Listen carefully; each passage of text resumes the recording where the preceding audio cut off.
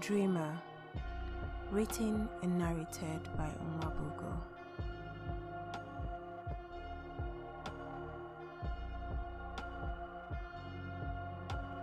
Episode 2. 3 weeks had passed since my mother left and it still felt like a dream. I knew I wasn't in one though because in my dreams I was still in Lagos, not Aba. In my dreams, she'd be smiling at me, which gave way for her dimples. We'd be eating suya together. I could even smell the vanilla in her favorite perfume. The worst part of these dreams was waking up. Every morning, I'd wake up, then have to remember she wasn't there with me. Just like the morning I realized she left without saying goodbye. That morning, I woke up on the bed my mother and I slept in the night before and realized she was gone. I knew it because the bags she spent so much time packing were all gone too.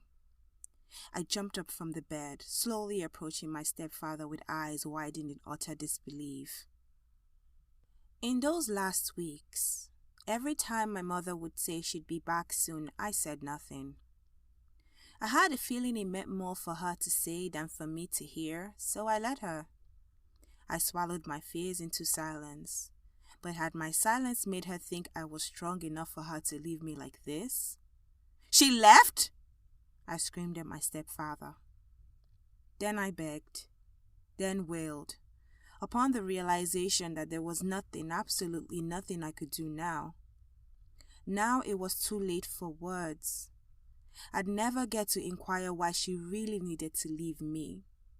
To explain that I didn't need a better life, I just needed one with her in it. To tell her I was angry, that the only choice she had given me in the matter was letting me choose who I'd prefer to live with while she was away. Will you like to stay with your grandma in Aba or here in Lagos? She said as she pranced around the room packing her belongings. By here, she meant with my stepfather. The lantern didn't fill the room with enough light to make out her face that evening, but was that a trick question? Why would she think I wanted to stay with my stepfather? He barely tolerated me and I did him.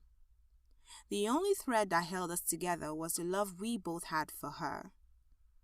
I responded, "No, I don't want to stay with Dad." Dad. Another word that was evidence of my love for her. Dad started last Christmas. We had just returned from our village after the festivities and had taken the night bus returning to Lagos. My mother and I got to our apartment at 4 in the morning and she couldn't find her keys. She searched and searched to no avail. We knew my stepfather was in the house sleeping, but at the time we lived on the second floor and had no cell phones, or land phones for that matter. So we resorted to a closer alternative. Screaming. "Darling!" my mother screamed, fixing her gaze upwards. "Uncle Emeka!" I screamed. "Emeka!" she screamed louder. "Uncle Emeka!" I screamed even louder. And in one swift motion, she flicked her head to me and said, "Call him Dad." She turned to look up again and screamed, "Darling, we're outside."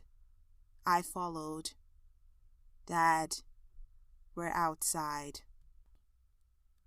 After seeing my mother suffer so much while with my father, I was determined to let her be happy. After all, the deciding factor of why she ended up with my abusive father in the first place was because she was pregnant with me. I knew the story by heart. My mother's sisters will often tell me the tale of a woman who had so much future in front of her, but had to sacrifice for her baby girl.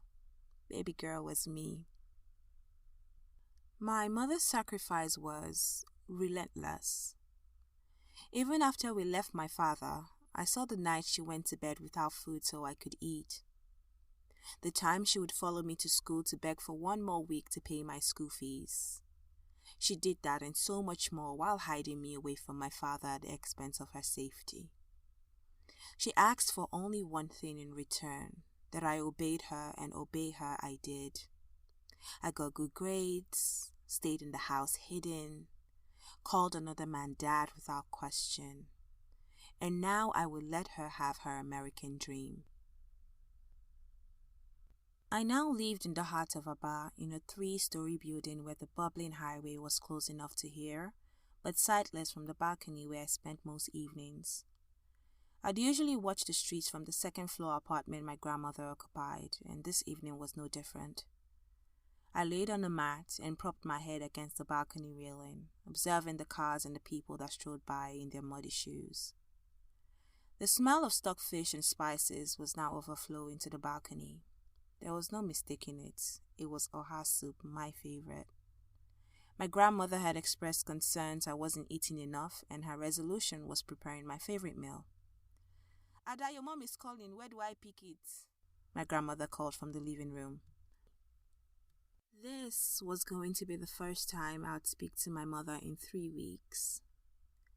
It had taken her 2 weeks to send the money for the phone, and another 1 week for my grandmother to get a good deal on the blue second-hand Nokia phone we now owned. The seller was gracious enough to give us a 30-minute lesson on how to use the phone. When my grandmother told him my mother had left for America, he looked at me in pity and gave me an extra lesson on how to play the games on the phone. I had no idea what to say to my mother. I wasn't sure if I was still angry or just plain sad. But I know I owed her happiness. So I marched into the living room, took the phone from my grandmother and picked up the call. Hello, Adam, can you hear me? Yes. Don't be angry with me. I thought it would be easier for you. She thought it would be easier for her.